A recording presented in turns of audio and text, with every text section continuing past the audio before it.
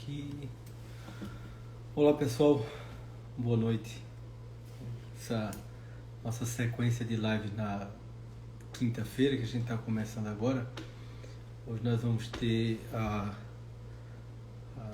grata oportunidade, a feliz oportunidade de, olha só, o Dr. Bruno acabou de chegar, a feliz oportunidade de com o Dr. Bruno a respeito de como a autoestima pode contribuir para ordenar a saúde mental do sujeito. Doutor Bruno, Grande saudações. Rodrigo, tudo bem? Boa noite, tudo jóia? Boa noite, deixa eu ajeitar aqui que estava desligado. Como é que você está? Tudo bom, Rodrigo? Eu estou bem, doutor. Graças a Deus, tudo bem. O senhor está bem? Tudo bem, tudo tranquilo, tudo bem. Primeiro, Notícias pesadas aqui do Rio, não sei se você viu aí o nosso governador. Caramba, cara, já foi afastado, um negócio terrível, cara. Acho que é o quinto governador preso do Rio de Janeiro. Estava vendo aqui a notícia nesse momento. Que coisa impressionante. pois é, infelizmente, né? Uma situação muito difícil. Eu não fiquei sabendo porque eu passei o dia todo aqui atendendo Tá consultório. atendendo, né? Rapaz, eu vi a minha agenda e a tua, a gente para conseguir fazer, né? É Cara, complicado. Olha, a gente está virando. Essa luz está estranha aqui. A gente está virando, né? Bombeiro, né? Nessa época de pandemia, né? O pessoal da PC acabou virando bombeiro mesmo. É um negócio impressionante como que a urgência das proporções que isso tomou, né? É uma coisa realmente. Ajeitando aqui um pouquinho essa luz. Tá um pouquinho forte, né? Não sei. Acho que tá melhor. Tá o quê assim, né? tá legal, sim. Tá legal. Legal, maravilha. O Bruno, realmente Maravilha. é impressionante porque essa situação de pandemia mexeu com todo mundo e tá mexendo. E eu ouso dizer, Bruno, eu tenho a ideia de que isso haverá, ainda vão ocorrer inúmeras consequências ruins de tudo isso que está acontecendo. Quer dizer, a gente está no momento, vamos dizer assim, ainda na crise, mas a ideia do estresse pós-traumático, a gente está vivendo o trauma. Daqui a pouco tem o pós. Então a gente vai viver as consequências disso aí, realmente tá bem difícil. Inclusive, né, quando a gente começa a olhar para a história, todas as crises que vieram, né, principalmente dessa parte econômica, mas assim, quando teve também as crises relacionadas a vírus, a pandemias, guerras, as pessoas não têm noção o quanto que para a psicologia isso tem uma série de consequências bizarras, né? Até quando eu falo até do ponto de vista de quanto que afeta até a educação, quando você tem gerações que são afetadas, os filhos delas, os netos serão diferentes por conta disso. É uma coisa bem impressionante, né? Agora, realmente a gente vê proporções muitas vezes mais exacerbadas, mais elevadas do que a gente vê que realmente está acontecendo. Isso também é uma coisa que, quando a gente começa a ver que existe uma movimentação política, uma guerra política, isso me preocupa também. Mas, enfim, hoje a live não vai ser sobre isso, né? Mas assim, é importante você colocar isso, porque assim, é uma situação que a gente está vivendo, né? Então, tá todo mundo sendo, de alguma forma, direto ou indiretamente, atingido por isso. E esse ponto que você colocou aí, eu acho que é de suma importância, porque politizou-se um problema de saúde gravíssimo. Quer dizer, enquanto as pessoas estão sofrendo com perda de seus parentes, com o receio de se contaminar com uma doença que se sabe tão pouco, que não se tem vacina, etc., ao invés de todos se unirem em busca de soluções para isso, politizou-se e, além de politizar-se, encontrou-se um monte de problemas adicionais em torno de um problema grave. Enfim, tudo isso. Isso realmente é importante mesmo. Eu estava até vendo, né? Eu comecei a ler uns artigos sobre consequências físicas e mentais do Covid. Estão falando sobre uma fibrose pulmonar. Se isso for real, vai ser o caos assim, na saúde, de quantidade de pessoas que terão fibrose pulmonar, que é uma doença irreversível do pulmão, né? Como se fosse um tecido cicatricial. E eu estava, não sei se você percebeu aí, eu estava vendo no meu consultório, né? Não sei se chegou aí no teu também, casos de psicose e alteração de humor por conta do Covid. Sim, logo em seguida. Você viu sim, também, né? sim, E sim, aí eu sim, sim, comecei a aqui tem. buscar artigos pelo mundo e tem um monte de gente relatando casos de alterações de humor, de psicose, com alucinação auditiva, principalmente. Mas é uma coisa terrível. Eu falei, meu Deus do céu, olha só, cara. A gente não sabe nada sobre isso, né? Não sabe nada ainda, não sabe nada. E o ideal seria que, principalmente, todos os profissionais de saúde, pelo comprometimento e até mesmo pelo juramento ético que fizeram, se comprometessem muito mais com a saúde das pessoas do que com os interesses privados de grupos políticos A, B ou C, que mais estão preocupados em atender a seus interesses do que mesmo dar conta da saúde das pessoas. Eu acho que isso é fundamental. Exatamente. Ô Bruno, olha, primeiro eu quero te agradecer demais, mas muito mesmo pela disponibilidade. Não sei por Imagina, a imagina. gente tem É uma uma honra agenda. estar aqui contigo. Poxa, também eu estava vendo seu Instagram esses dias aí, né? A gente está realmente sem tempo, mas que bom que a gente conseguiu marcar. É muito legal o seu trabalho aí também. Só vou me apresentar, que estou na sua conta aqui, né? Eu sou médico, sou pós-graduado em psiquiatria, tenho umas outras formações na área da psicologia, e ministro cursos, tanto presencialmente quanto na esfera digital, né? Só para a gente situar, e então tem alguns cursos também na plataforma lá do Brasil Paralelo, para quem quiser, para quem se interessar, né? Tem que assinar lá com eles. E só para a gente situar, né? Para a gente começar a falar logo da nossa live, que é sobre Exato. autoestima, né? E eu tenho um adendo a essa sua Claro. apresentação, de que trata-se de um material de excelente qualidade, de excelente qualidade. Quer Que dizer, bom, hoje eu legal. encontro dificuldade, sinceramente, Bruno, acho que vocês talvez também tenham essa mesma sensação. Eu encontro dificuldade de dialogar com profissionais de nossa área que tenha um conteúdo e que tenha um arcabouço intelectual e de compreensão da realidade como você tem. E aí, por isso que eu te coloquei, pô, é uma honra e um prazer estar tendo essa conversa contigo hoje. E isso, poxa, vai ajudar demais a mim no meu trabalho e, consequentemente, as pessoas que me seguem no Instagram, alguns pacientes, inclusive, porque, inclusive, quando eu estava publicando, né, que a gente ia fazer essa live hoje sobre como a autoestima pode ordenar a saúde mental.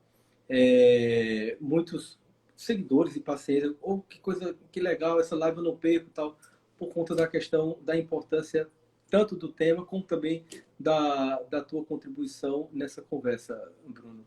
Mas e aí? O que é que Legal, a gente Rodrigo. pode Mas, falar poxa, de uma honra, que bom, autoestima? legal. Pô, sempre bom, cara. Quando eu elogio, assim, ainda mais pessoas que, poxa, que tem um trabalho assim sério, a gente fica lisonjeado. Legal. Poxa, espero poder contribuir alguma coisa, mas vai ser Muito, papo já ótimo aí contribui para muito. a nossa noite, com certeza.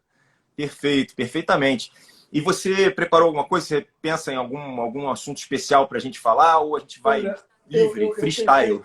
pensei, a gente vai falar livremente, mas eu pensei o seguinte, eu acho importante, Bruno, nós nos situarmos conceitualmente. Até porque, por exemplo, quando a gente fala nessa questão essa palavra ordem, inclusive na psicologia, é quase que uma palavra mal, é quase que um palavrão, porque remete à ideia de que ordem está relacionada ao autoritarismo, está relacionado a questões que envolvem até aspectos ideológicos, etc.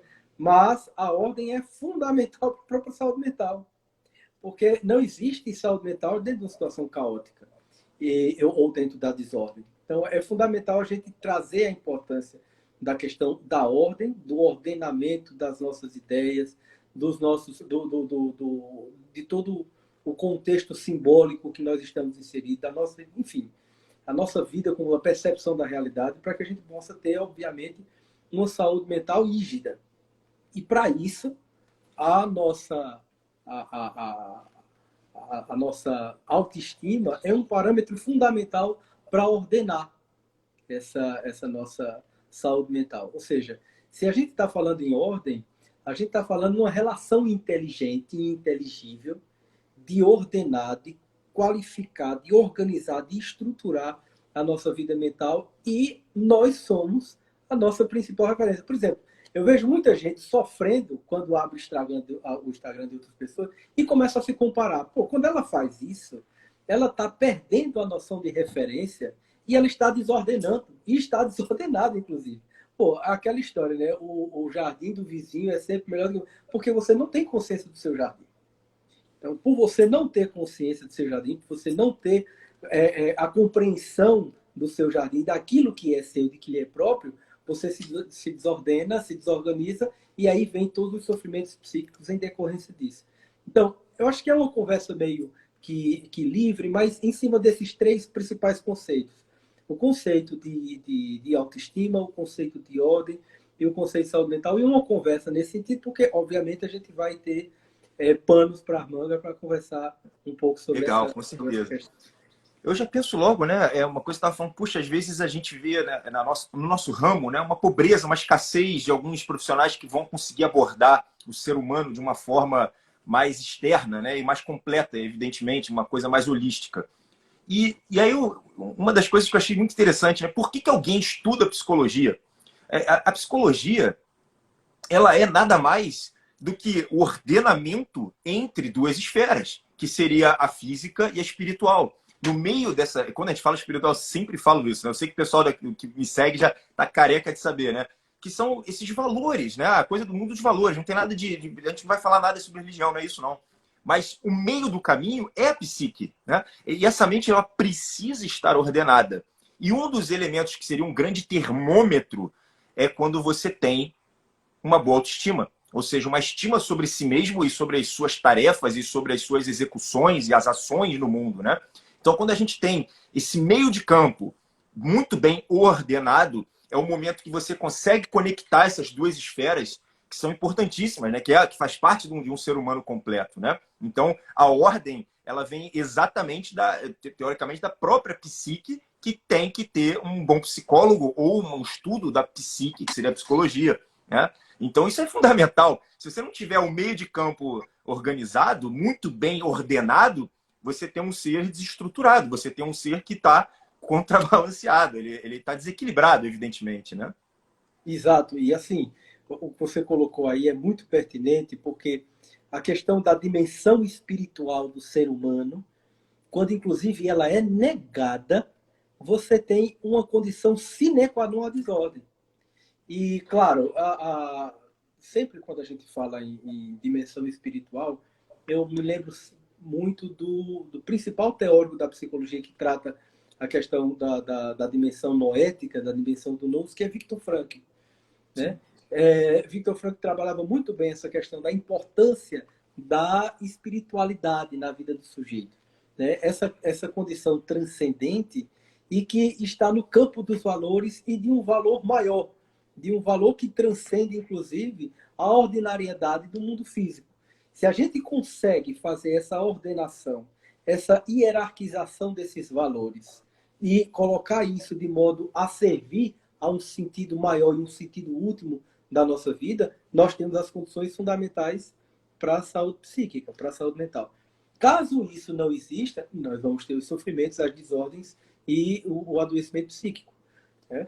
Porque quando a gente pensa na questão da psique, como você colocou, da alma, como essa instância humana que equilibra, que ordena, que organiza, se você não tiver, por exemplo, uma dessas premissas bem organizadas, que é a espiritual ou a física, é claro que o sofrimento mental vai acontecer. Assim como, né, como a gente tem também as próprias doenças físicas também, né, vai dificultar aquilo, a base dessa ascensão desse ser, né? Então, quando a gente não tem outro jeito, senão o jeito holístico, totalitário de se ver um ser. Então, isso é fundamental, né? Então, quando a gente fala sobre essa autoestima, eu acho esse tema, ele é muito debatido, mas ele é muito mal debatido. Você não acha, Rodrigo? É um negócio meio... Sim. Eu vejo assim, poxa, eu tenho um curso sobre isso, né? E, claro, pesquisei todos os players do mercado falando sobre isso. Eu saí, fiz uma baita de uma pesquisa. É tudo muito superficial. Foi difícil achar bons materiais para fazer aquela coisa, esse curso, né? São poucas pessoas e aí vocês geralmente acaba também que você tem grandes informações sobre os opostos. Então, a pessoa que tem uma extrema baixa autoestima, né? Ela está muito baixinha, e você tem o narcisista que tem aquela autoestima completamente deturpada, frágil, falsa, né? É uma persona fragilizada, né? Bem falseada. Isso a gente vê também. Aí é o próprio erro do Narciso, do Louis Lavelle, né? Ele Exato. fala muito sobre esse ser que construiu uma autoestima falsa, uma autoestima pautada em narcisismo, né? Então ele fala muito sobre... E não é bem assim. Você tem os dois polos, evidente, mas você tem um mundo entre esses dois polos, né?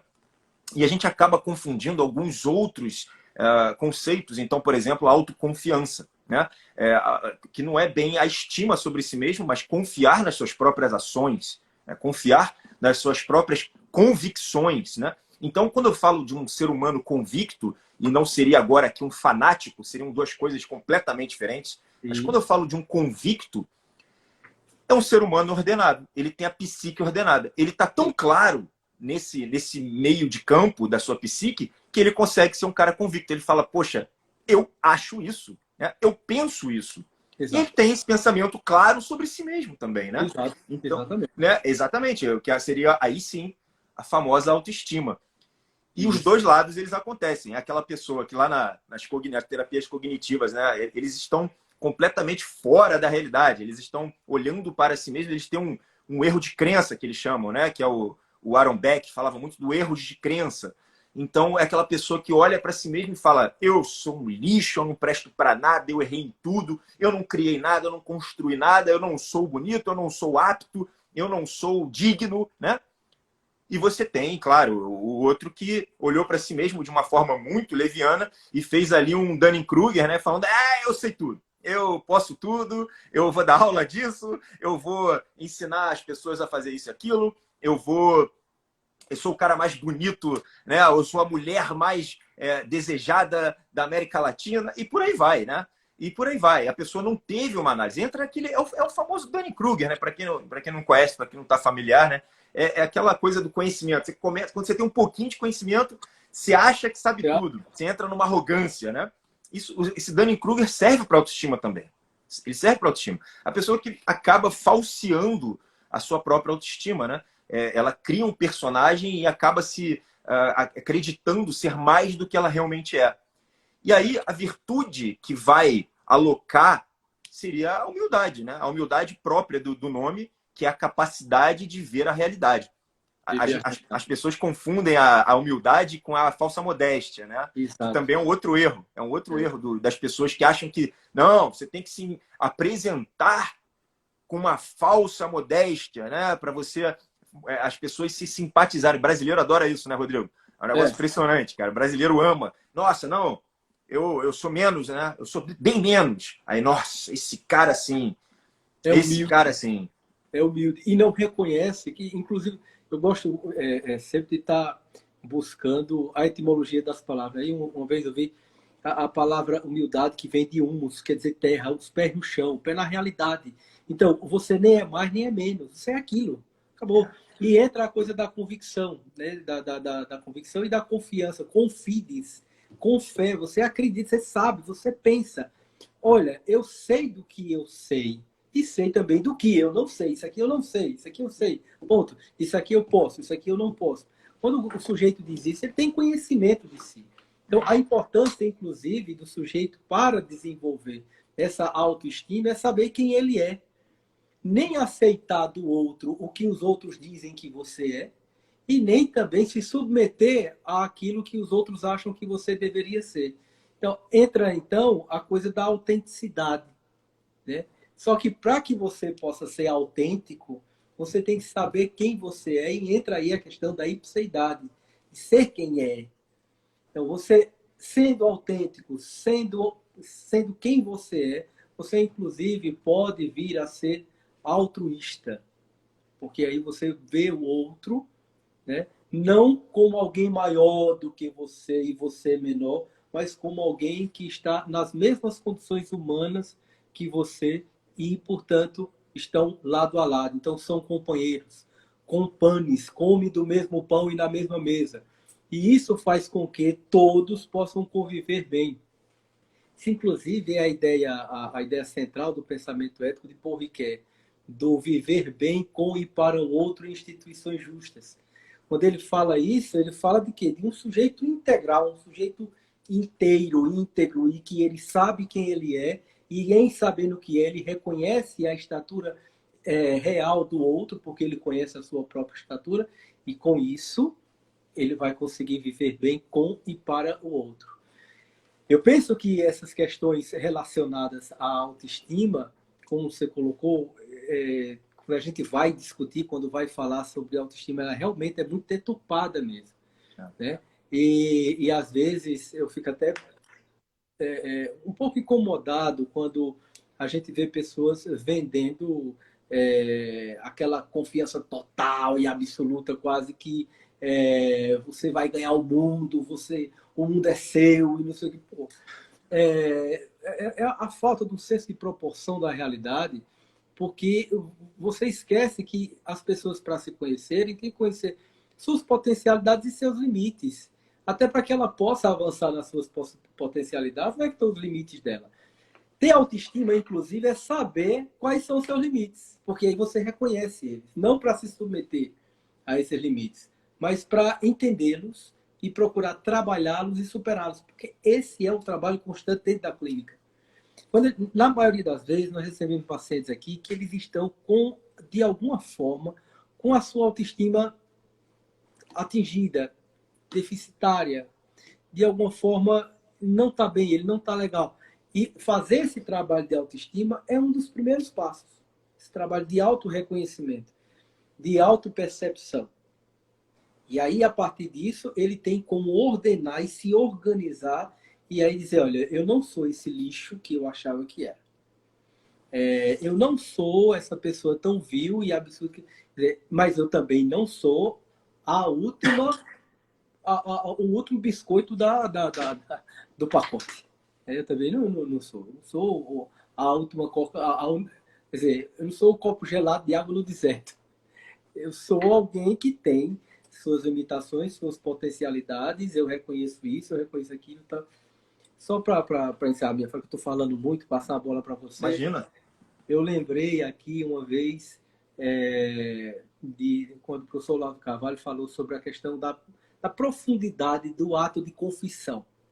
O sujeito, quando vai se submeter, ele vai viver um ato de confissão, ele reconhece exatamente o que ele é e, com isso, ele dá condições a ele de não aceitar que os outros digam o que ele é, porque ele sabe o que é. Então, ele não está submetido ao julgamento e ao olhar do outro. Ele tem a sua referência e sabe o que é, sabe o que fez e sabe o que não fez também. Existe um reconhecimento, né? Não a culpa. Foi não. Não, existe um reconhecimento, uma reflexão e um reconhecimento, né? É um excelente trabalho de autoconhecimento, sem a menor sombra de dúvida.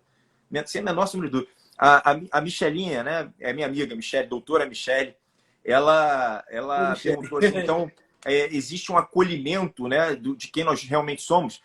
E aí eu lembro muito do Jung, né? Que a história do Jung, o que é o grande barato para o Jung, né? É você criar o self, que é um centro psíquico, onde você vai abarcar tanto os lados conscientes e inconscientes, trazer as esferas das sombras, esferas do ânimo e ânimos, né? Então, quando você começa a trazer, você vai trazendo, é um movimento contínuo, assim como a autoestima, né?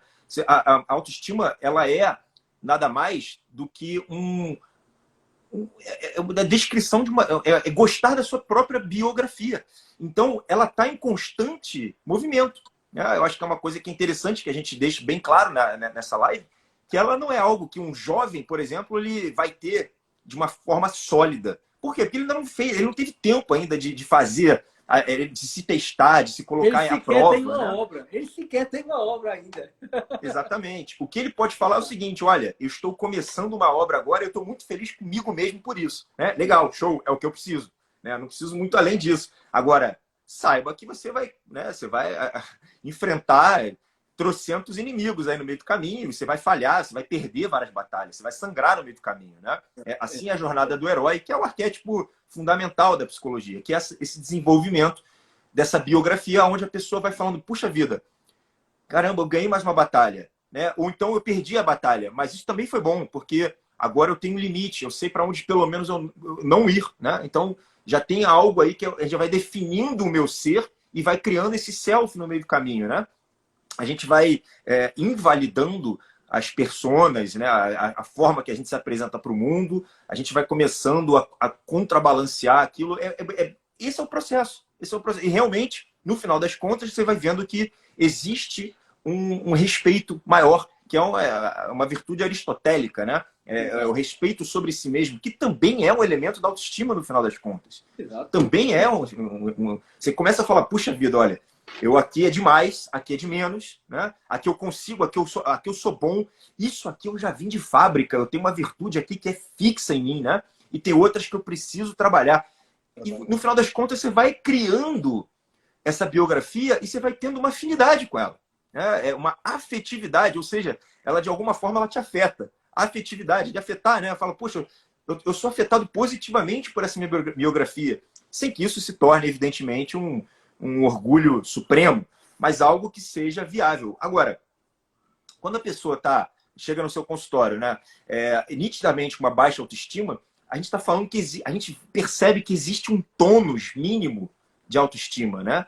Então a gente começa a falar, puxa vida, essa pessoa ela está com o tônus, ela está baixa, ela está hipotônica, né? Ela está hipotônica nessa parte da autoestima, ela está demais. E aí que eu acho interessante, por que ela está assim? Será que ela está assim para se proteger das batalhas? Será que ela está assim porque ela deixou acreditar nisso? Né? Será que alguém falou para isso desde pequeno, né? E criou um tipo de estresse desde a infância? Ou Será alguém que está lutando as batalhas por ela? matou? É isso, também, Porque às vezes também, acontece claro. isso, às vezes acontece de você não estar lutando e não estar fazendo a batalha, e outro está fazendo o seu lugar, e você olha para o outro e diz, ele pode, eu não posso.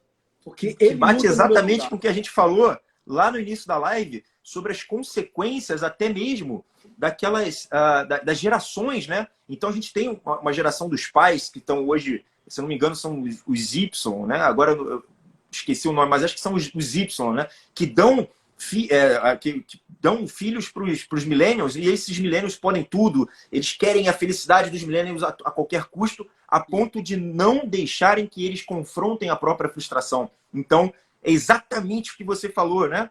São pessoas que agora têm outros que lutam a batalha. Genial, matou, é isso mesmo. E assim, eu estava assistindo um vídeo teu sobre a questão de não trabalhe com o que você gosta, né? Você trabalhe pelo que é necessário. Quer dizer, você goste do que você faça, goste do que você do seu trabalho, da sua obra, que era isso que você colocou. A coisa da autoestima perpassa, como você foi perfeita a sua colocação, de que você tem que olhar para o que você faz, olhar para a sua obra e reconhecer, pô, isso aqui é meu. Isso aqui fui eu que fiz. Então, isso sou eu no que eu faço. A partir do momento que você tem uma obra nas mãos, você tem do que se valorizar, tem do que se orgulhar, tem daquilo que se reconhecer. Para que o sujeito possa viver uma condição psicologicamente saudável. Não há saúde psíquica se não houver, primeiro, esse parâmetro pessoal, individual, de que você produz algo, você é algo. Esse algo nem é de mais, nem é de menos, é você, o que você faz e o que você precisa fazer. Esses dias eu estava aqui no consultório e numa elaboração com um paciente aqui, e ele falando que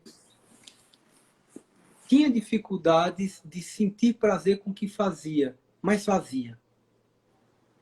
E aí eu perguntava a ele, mas se você faz, não existe o desejo profundo de fazer, principalmente porque ele atrelou a ideia de que eu faço porque é necessário. É isso. Se você faz pelo que você é necessário, e é a tua obra, e você se realiza nisso, e você realiza, tá aí. Não necessariamente pode estar aí uma felicidade, ou, claro, porque são questões que precisam ser trabalhadas aí ao longo do processo. Mas existe aí algo bom, algo positivo, algo da ordem de que eu tenho um fazer uma obra e isso é importante. Daí ela foi elaborando aquilo tudo e foi percebendo, olha, é isso mesmo. Eu tenho um grande trabalho, eu tenho uma grande tarefa, eu tenho um grande fazer. E se reconhecendo nisso, essa autoestima está se fazendo, se formando, se... E assim, eu lembrei, quando você falou de Jung, da questão do self, eu lembrei também do conceito winnicottiano de verdadeiro self e de falso self. De que o falso self é aquele sujeito reativo. Ele não é espontâneo, ele não é verdadeiro, ele não é próprio, ele não se conhece, ele não se percebe. Ele apenas reage àquilo que de fora está se colocando para ele. Ele nunca vai conseguir se constituir porque ele não é a referência. Ele não é ele não consegue ser autêntico, ele não consegue ser espontâneo, ele é reativo.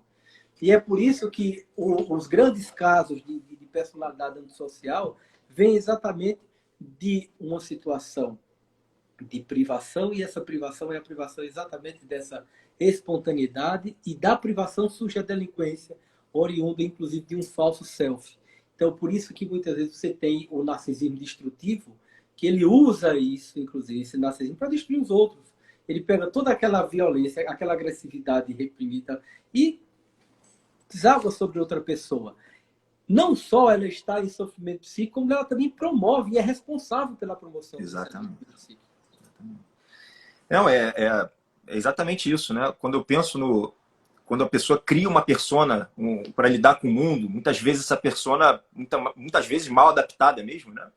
Acontece exatamente isso, né? As redes sociais é um dos problemas. Quando a gente não usa a si mesmo como a referência principal, aquela alavanca, a gente tem que colocar ela como é que fala? Num objeto qualquer fixo, né? Então, quando a gente coloca em algo que é mutável, muitas vezes falso, que a rede social ela comete uma injustiça conosco mesmo, né? É com nós mesmos. Então, é algo que, por exemplo, o Instagram, ele tem um filtro, ele tem os melhores momentos, ele vai, né? Você estaria comparando o seu pior com o melhor do cara. Então, aquela coisa injusta toda. Você monta uma persona falsa e você tenta viver isso, muitas vezes é onde você tem a rasteira da vida.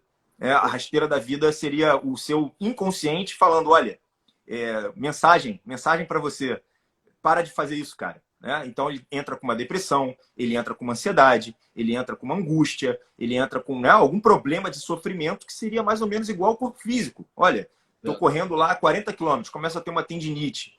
É a mesma coisa, né? Um sinal de dor. Fala, me ouve, meu filho, me ouve. Né? Você está fazendo besteira aqui, eu preciso ser ouvido. Né?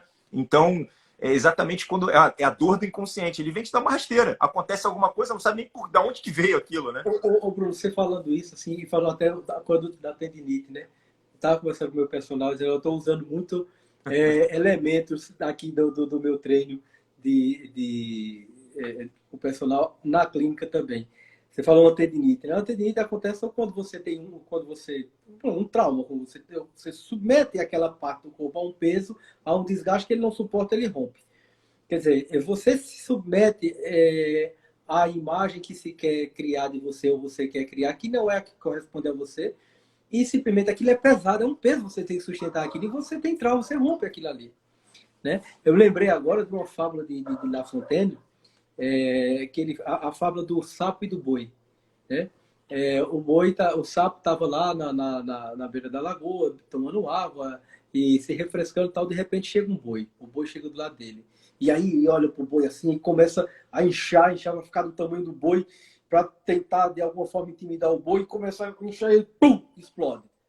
A moral da história: quando você procura ser quem você não é, você se acaba, você morre, você explode. Você não... Então, essa coisa como você colocou, né? E foi também, acho que um comentário de Renata Rizzo e também de Amanda. Ela falou como as redes sociais também contribuem, né, para esse mal-estar envolvendo as questões de baixa autoestima, porque sempre todo mundo está só postando aquilo que lhe convém, a sua melhor face, e esconde, quer dizer, onde estão as sombras dessa pessoa, já que você está numa linguagem mais junguiana. Onde estão as sombras? Quer dizer, só aparece a luz, só a luz da sua vida e suas sombras.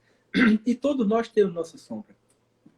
Voltando ainda a um conceito winnicottiano, me permita, Bruno, a questão da saúde mental. Veja, ele coloca a coisa da saúde não como uma ausência de doença, mas uma incapacidade até de suportar a doença.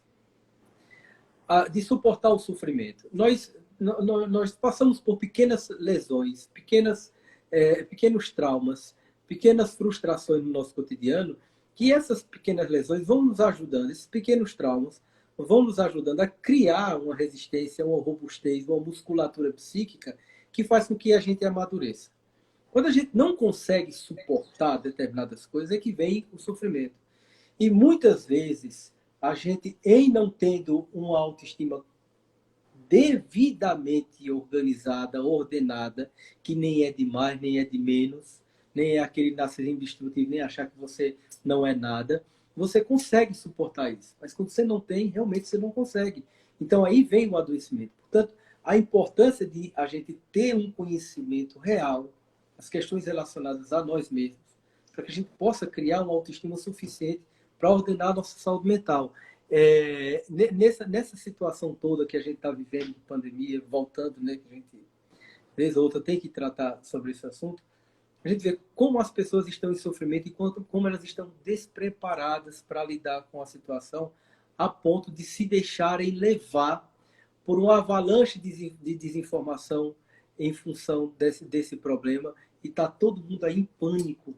Quer dizer, essa não compreensão de si e da realidade também é um contributivo para esse mal-estar. Você não acha isso, Bruno? Ah, sem dúvida, sem dúvida.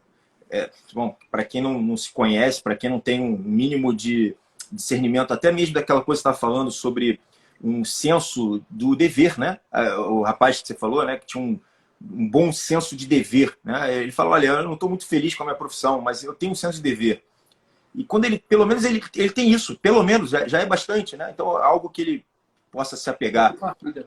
Exatamente, né? Então, quando a gente tem algo que a gente conheça e saiba qual é o norte, um ponto fixo, como eu estava falando, para colocar uma alavanca, para a gente começar a fazer esforço, quando a pessoa não tem isso, bom, é muito simples. Qualquer pessoa que vier com uma informação extra, poderosa, uma mídia ou alguma coisa do gênero, pode causar um pânico nessa mente. Essa mente, ela está frágil, ela é fragilizada, evidentemente que ela não vai conseguir discernir elementos que são certo ou errado, ou qualquer outra coisa, o que é realmente, de fato, algo que eu preciso fazer, ou algo que eu posso ignorar, né? Deliberadamente ignorar, isso não é problema meu. Então, fica realmente manipulável. A força mesmo do ser humano está na psique, né?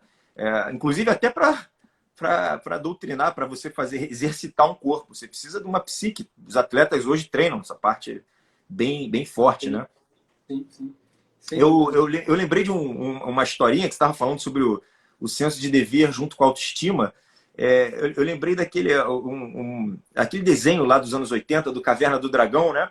Que eles queriam voltar para o parquinho de diversões. Eu achei isso metafórico, último nível. E aí eles ficam lutando para voltar para o parquinho de diversões, mas sempre tinha a Uni, que era o unicórniozinho que falava, olha, pô, como é que é isso, cara? Eu vou ficar em apuros aqui, cara. Não vai me largar aqui, né? Aquilo é o senso de dever, né? Eles falam, olha, a gente tem a chance aqui, tá um portal na minha frente, eu não vou voltar para casa porque eu tenho um dever aqui. Eu tenho que cuidar desse bichinho. Isso aí pode ser um filho, pode ser um emprego, pode ser um cachorro, pode ser não sei o quê. Eu acho interessante, você fala, olha, eu podia ter voltado para o parquinho de diversões, que seria assim, a volta para a vida adolescente, né? Eu podia fazer isso. Mas isso ia me fazer tão mal para minha autoestima, eu acho que eu não ia dormir direito. Eu acho que eu ia odiar quem eu sou no final das contas, né? Eu ia abandonar um bicho, eu ia abandonar uma criança, eu ia abandonar uma profissão. É interessante quando a gente olha para o desenho dos anos 80 e começa a ver uma metáfora desse nível. Você me deu agora a possibilidade de ter uma compreensão de Caverna do Dragão que eu não tinha. Mas não é... que eu não tinha. Eu fiz um vídeo sobre Caverna do Dragão, tá lá no YouTube. E eu falei, olha, na verdade, o mundo que eles estão é o mundo real. Eles saem do parquinho de diversões e agora eles estão enfrentando monstro, fome, gente pedindo ajuda, né? Eles têm as armas mágicas, que é digno de qualquer herói. Eles têm o bem e o mal, né? É muito interessante esse desenho. Você tem o dragão, que seria a natureza, que é soberana, ela tá acima, né, do mal, ela bate no Vingador, o Tiamat, né? É perfeito isso. E aqui os meninos, eles estão ali no processo de amadurecimento, né? E o processo de amadurecimento envolve o quê? Serviço, a obrigação. Eles falam, agora a gente tem uma obrigação. Exato, né? E é interessante, realmente, porque como você colocou, né? Para os jovens é um pouco difícil ter essa coisa da autoestima bem definida, porque eles ainda não tem uma obra que ele possa identificar, isso aqui é meu, e ele possa reconhecer-se nela e amar tal. Ele não tem, e realmente a coisa da autoestima é bem difícil no adolescente. A gente recebe adolescentes, quando está atendendo adolescentes, a gente vê muito esse sofrimento, né? O sofrimento da incapacidade, da impossibilidade, uma autoestima muito baixa, muitas vezes, e exatamente por esse sofrimento dessa transição da vida infanto-juvenil para a vida adulta, de ter que enfrentar esses monstros, e é um ambiente de muito sofrimento, né? É um ambiente de sofrimento psíquico e a gente tem que ter muito cuidado, inclusive, com ele, né? No adolescente eu trabalho muito a parte corporal, né? Porque às vezes o psíquico ainda não está podendo ainda trabalhar, às vezes não tem ainda aquele córtex pré-frontal bem formado, né? Então, eu digo, vamos lá, vamos trabalhar o físico, vamos trabalhar suas habilidades esportivas e por aí vai, né? Começa de baixo para cima, também é bem interessante, né? Ele começa a criar uma autoconfiança, pelo menos no corpo dele, pelo menos no ponto de vista que ele agora tem uma certa habilidade, que ele agora tem um físico... Porque está passando por muitas transformações, né? Esse corpo está passando por transformações e adquirindo potencialidades muito interessantes. É isso mesmo. Com certeza, né? Até que ele, em algum momento, ele comece a adotar certos caminhos, né? Ele possa começar a se testar, ele possa começar a acreditar nas suas próprias potências, né? A gente vai fazendo, vai galgando o espaço, a ponto dele conseguir começar a se testar, a ponto dele conseguir entender como é que é o lugar dele na sociedade, para começar a galgar esse caminho, né? Que antes dele ter mesmo os deveres. Agora, quando eu penso nisso, eu lembro muito da socioantropologia, que antigamente não tinha esse negócio de adolescente, não, né? Era o seguinte, olha, tu é criança ou tu é adulto, né? Você é criança ou você é adulto. Então, a gente fazia como é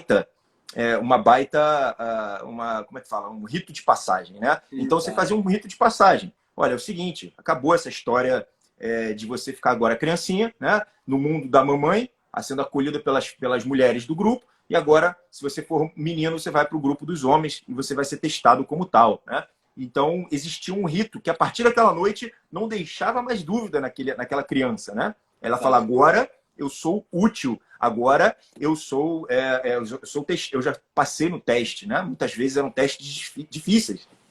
Então, a gente começa a pensar na sociedade, né? A mulher tem a menstruação, que seria um tipo de rito de passagem natural, mas muitas sociedades tinham também ritos femininos, mas a parte do rito de teste de agressividade, violência e uma coisa mais física era mais para os homens mesmo, né? Verdade. E aí não tinha mais dúvida. Então hoje você vê crianças de 40 anos, né? Você vê crianças de 50 anos, né?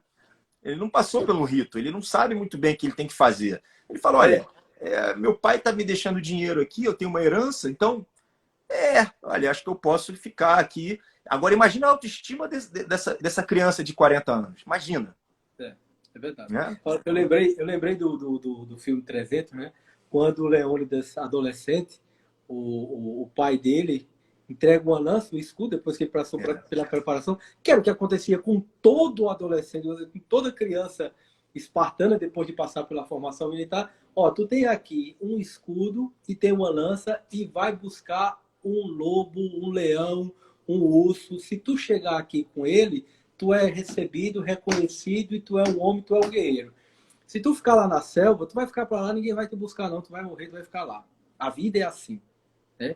A gente, até recentemente, talvez década de 20, 30, né? Isso era muito comum, a história do menino de calça curta e o homem de calça comprida.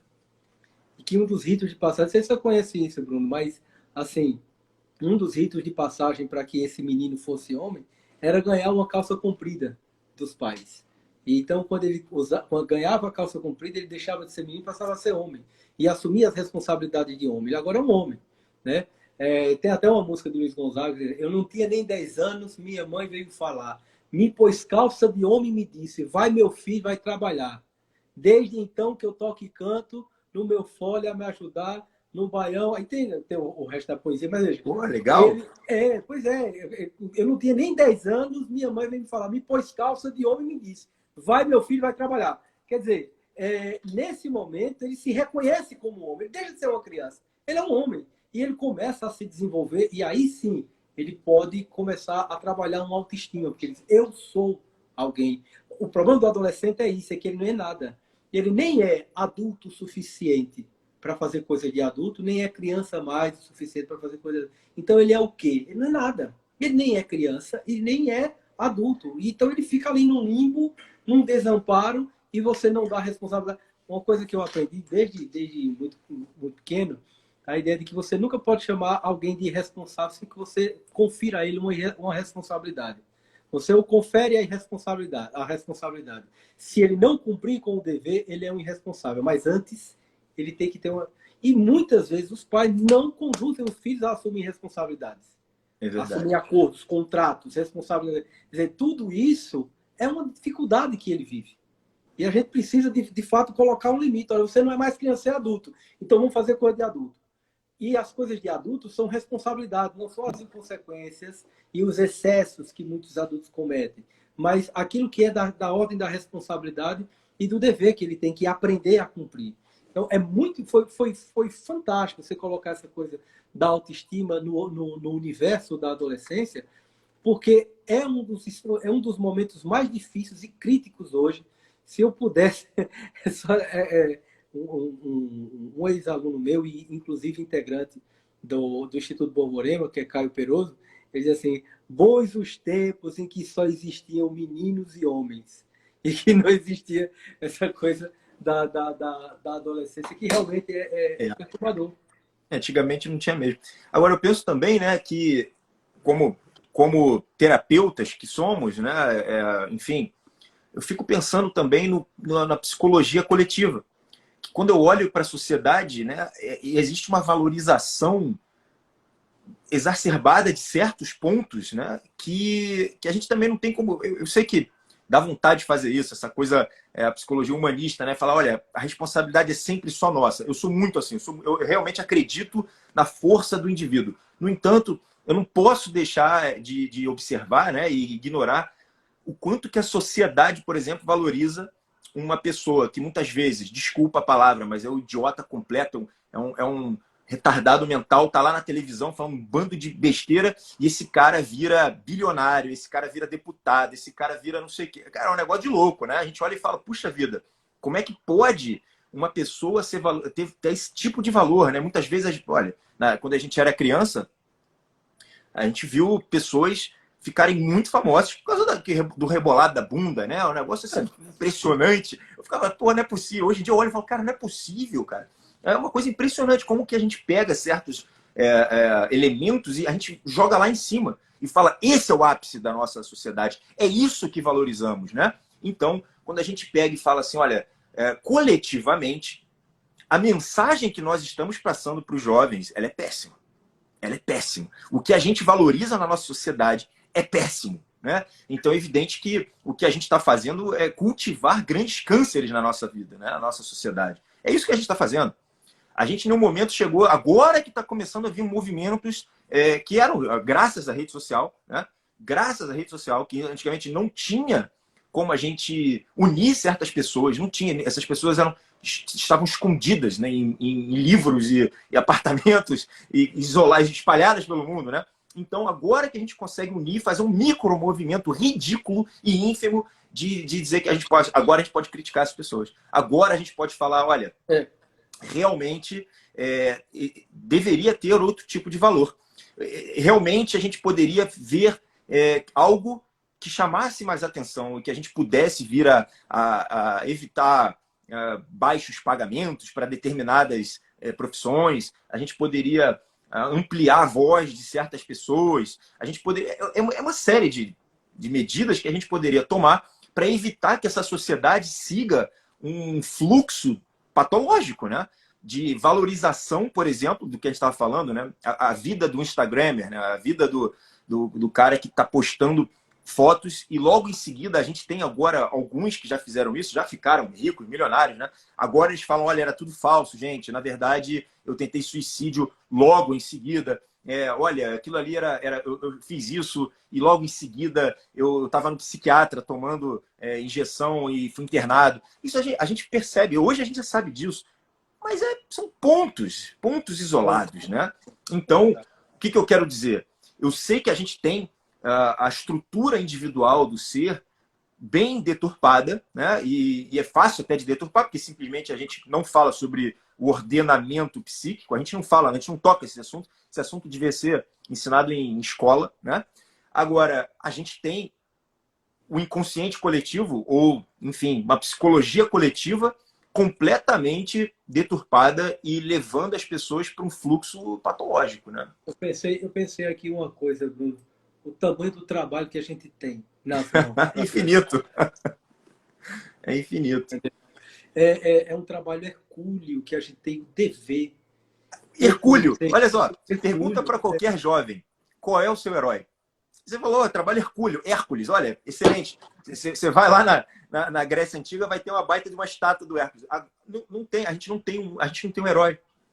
Qual é a mensagem que a gente está passando? O nosso herói é um Big Brother, cara. O nosso herói é um jogador de futebol, né, que não sabe articular frases e que virou deputado. Então, sabe, são certas coisas que a gente fica assim, cara, é óbvio que o governador do Rio de Janeiro vai ser preso, é óbvio, né, que a nossa política ela é toda corrompida. Isso é reflexo, cara.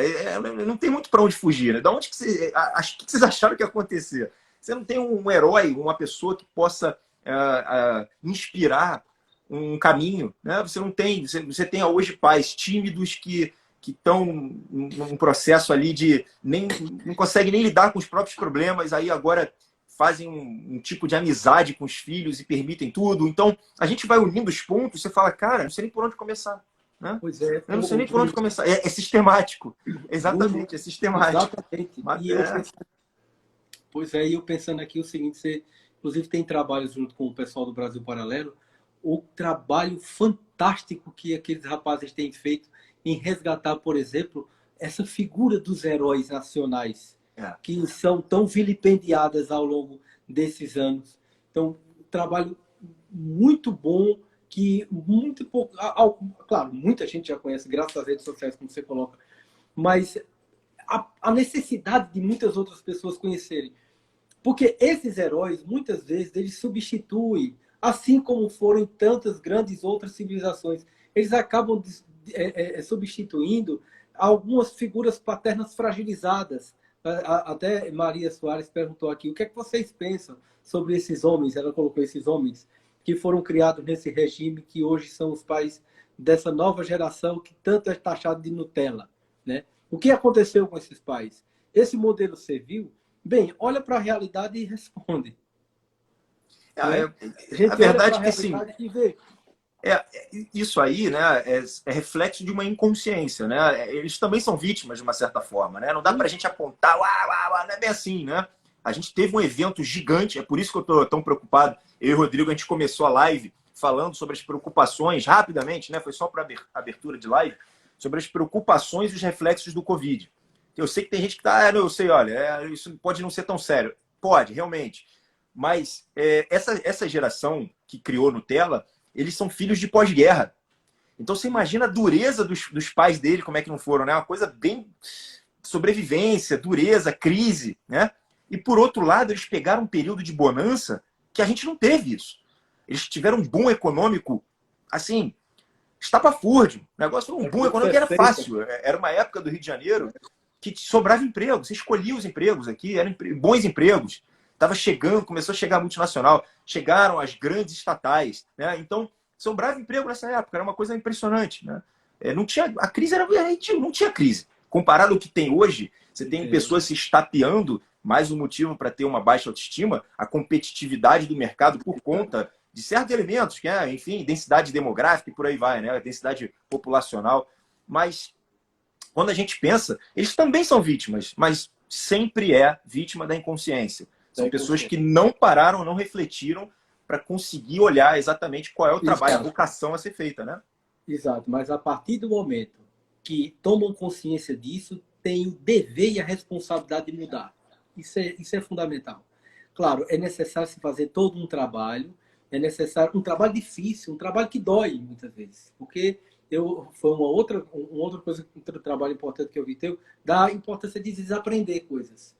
Então, a gente tem que desaprender muitas coisas que nós aprendemos e que não foi tão legal, ter a humildade, o pé no chão de reconhecer e mudar. E mudar. E você pode ter a idade que você tiver. olha, reflete e muda. E aí, passar a fazer aquilo que é importante e necessário ser feito. Mas nós já estamos caminhando já para o fim da live, ainda não está naqueles minutinhos finais, mas antes que chegue, a gente tenha que terminar aí nas pressas, Bruno, mais uma vez eu tenho muito a te agradecer por esse momento. Foi muito enriquecedor para mim. Eu espero que nós tenhamos outras oportunidades para que a gente possa discutir outros temas. Sei que tua agenda é muito cheia, você é uma pessoa muito ocupada, mas eu gostaria muito de contar contigo em outros momentos, até para que a gente possa, por exemplo, estar pensando sobre coisas importantes da atualidade. Algum problema que surgiu, procurar um interlocutor. Eu tenho o Bruno, então eu posso estar... uma honra, claro. Eu fico muito feliz aí de participar. Puxa vida, muito mesmo. Foi um enorme prazer aqui, tá, Rodrigo? Não é rasgação, não. Realmente é enorme prazer. É muito legal poder estar conhecendo o psicólogo, trabalho sensacional aí. Eu vi que você tem muita coisa interessante. Para quem tiver, quem for meu seguidor, segue aí o Rodrigo também. Vai ter bastante coisa legal. E só tem a agregar, né? Eu vi um monte de coisa legal. A tua formação, então, eu peguei teu currículo, né? A sua assessora me passou. Currículo assim, nossa, cara, impecável, né? Coisa sensacional. Então, assim, aula e mais aula, né, pessoal? Eu acho que aula e mais aula. Vai sempre aprender, né? É muito bom isso, cara. É muito bom. Eu acho que é isso que a gente está falando.